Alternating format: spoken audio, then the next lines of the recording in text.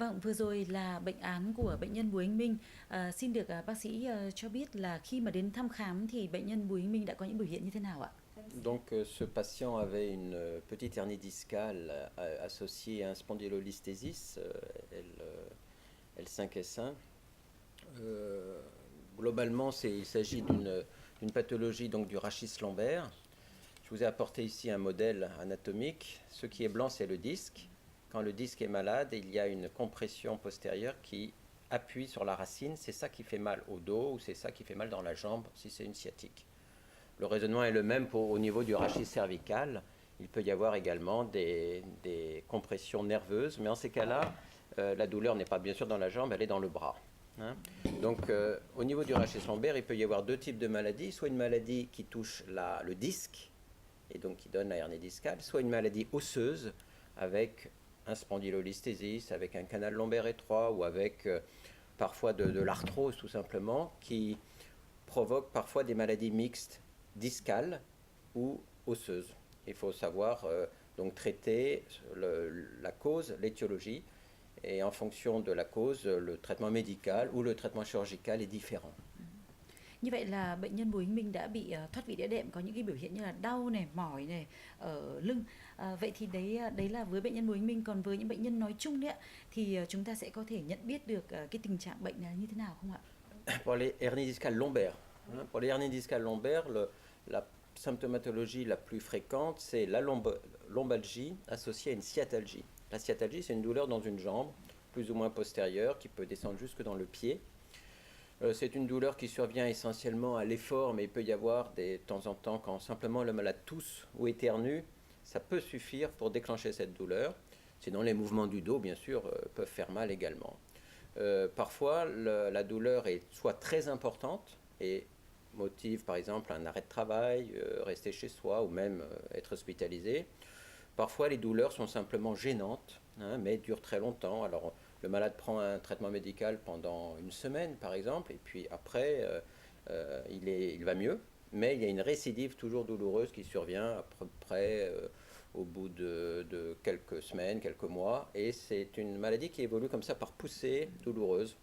Alors quand c'est trop gênant, c'est parfois l'heure de la chirurgie, mais on opère uniquement après échec du traitement médical.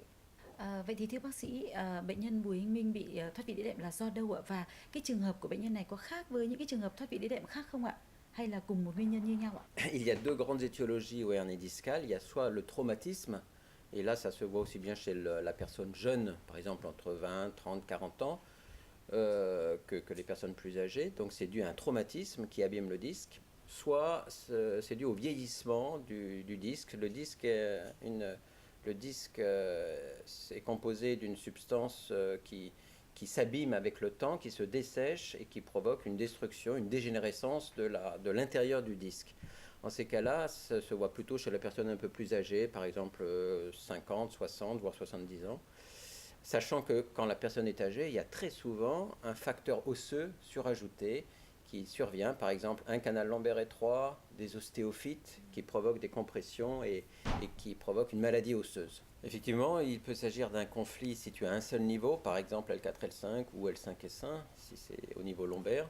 Très souvent, quand il y a une dégénérescence de l'ensemble du rachis lombaire dû à l'âge, au rhumatisme, au vieillissement osseux du disque, il peut s'agir d'une hernie, par exemple, polyétagée avec des atteintes au niveau L2, L3, L3, L4, L4, L5. Parfois, c'est associé aussi à des sténoses canalaires, c'est-à-dire un canal osseux trop étroit, et très souvent, c'est sur 2 ou 3 étages. Donc les maladies sont différentes, les malades sont différents et les traitements sont différents en fonction de la clinique, de la symptomatologie, mais aussi en fonction du degré d'atteinte. De temps en temps, il s'agit uniquement d'une pathologie osseuse ou uniquement d'une pathologie discale.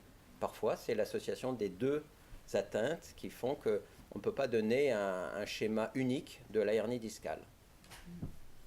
Vậy thì để mà điều trị thoát vị đĩa đệm thì có những phương pháp phẫu thuật gì và khi nào thì bệnh nhân sẽ được chỉ định phải phẫu thuật ạ? Les hernies discales sont traitées de différentes manières. Il peut s'agir d'une chirurgie classique qui a toujours été faite et qui donne de bons résultats. Il peut s'agir d'une microchirurgie qui permet de faire un abord un petit peu plus étroit et et peut-être d'avoir une meilleure visualisation péropératoire de la hernie, des petites hémorragies. Il peut s'agir également de techniques endoscopiques qui, qui peuvent se faire. Après, tout dépend de l'habitude du chirurgien. Ce qui compte, ce n'est pas la technique, ce qui compte, c'est le résultat.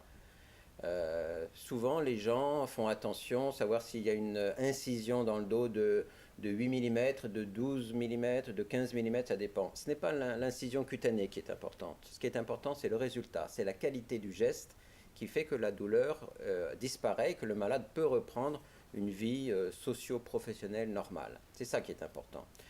En règle générale, la chirurgie consiste à retirer le conflit qui abîme et qui comprime la racine. Si c'est uniquement le disque, le geste va porter sur le disque. S'il s'agit également d'un problème osseux, le geste opératoire chirurgical portera sur le disque et sur l'os, c'est-à-dire sur le foramen, sur la partie osseuse qui comprime le nerf. C'est très difficile de répondre à cette question. Il faut voir l'IRM, examiner cliniquement le malade pour savoir s'il y a un syndrome radiculaire. Nous, on opère, on pose l'indication chirurgicale quand il y a une douleur qui résiste au traitement médical, donc échec du traitement médical, premièrement, et deuxièmement, s'il y a une cause chirurgicale raisonnable. Si la hernie discale est toute petite, si c'est surtout un rhumatisme osseux et articulaire, on sait que la chirurgie ne donne pas de bons résultats, donc on n'opère pas. Et on fait simplement des traitements médicaux ou de la kinésithérapie. Donc je ne peux pas répondre comme ça sans voir le patient. On ne peut pas poser une indication chirurgicale sans voir l'IRM et le patient. Mais ce qu'on peut dire, c'est que si la hernie discale existe depuis 3 ans, c'est qu'apparemment, a priori, il y a un échec du traitement médical. Et il y a possibilité chirurgicale. Mais pour dire, il faut voir le malade.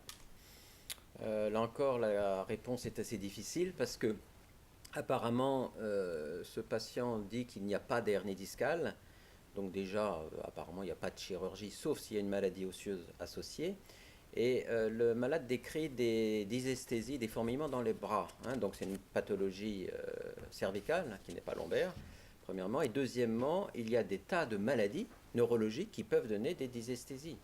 Donc si ça se trouve, il suffit d'avoir un traitement médical simple pour autre chose qu'une hernie discale, une autre maladie. Donc il faut faire un diagnostic plus précis. Et deuxièmement, pour répondre à la question, la thermothérapie, ou ce qu'on appelle aussi la thermothérapie par infrarouge, qui est une technique de kinésithérapie, donne de bons résultats pour toutes les pathologies musculaires. Par exemple, on sait que les malades qui ont des douleurs cervicales, qui peuvent même parfois donner des céphalées, des migraines, ces pathologies musculaires réagissent bien soit à la kinésithérapie par massage, soit à l'application d'infrarouge, de rayons infrarouges qui permettent de décontracter le muscle un petit peu, ou alors avec des traitements médicaux comme des décontractants musculaires qui donnent aussi d'assez bons résultats.